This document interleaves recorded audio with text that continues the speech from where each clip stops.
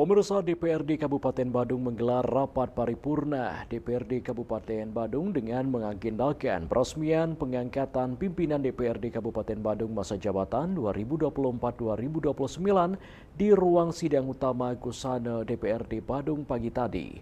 Dalam peresmian pengangkatan ini ditetapkan Ketua DPRD dan 3 orang Wakil Ketua DPRD Badung.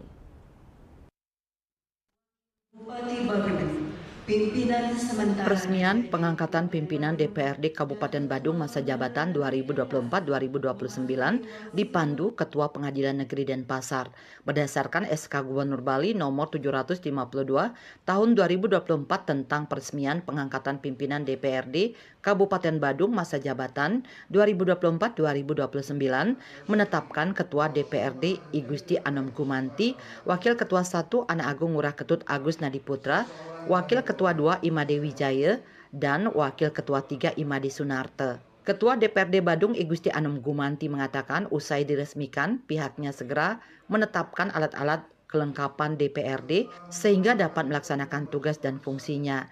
Ia mendorong masyarakat Badung turut diberdayakan dalam mewujudkan otonomi daerah yang demokratis sehingga Kabupaten Badung siap menghadapi perkembangan nasional dan global.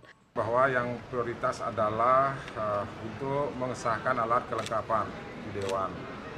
Karena kalau kita nggak sahkan alat kelengkapan ini, jadi menurut ketentuan yang ada, mereka jadi nggak boleh melakukan kerja-kerja yang kita harapkan. Jadi harus definitif dulu alat AKD-nya. Jadi supaya cepat kerjanya, sebentar saya akan definitifkan AKD-nya dalam rapat paripurna sebentar.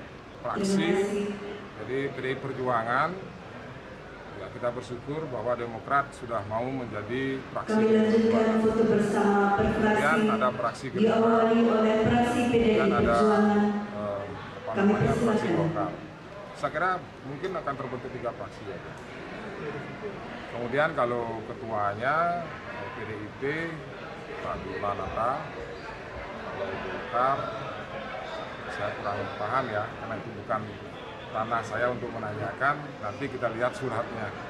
Kemudian kalau Gerindra, saya dengar sih ketua fraksinya Pak Puspo Negara. Komisi 1 ketuanya Bimanata, Komisi 2 ketuanya Mati Sando, Komisi 3 ketuanya Bapak Konda Wirawan, kemudian Komisi 4 adalah Noman Geraha Wicaksana, kemudian Perda Bapak Sugito Putra, DK Bapak Dutu Pawatan.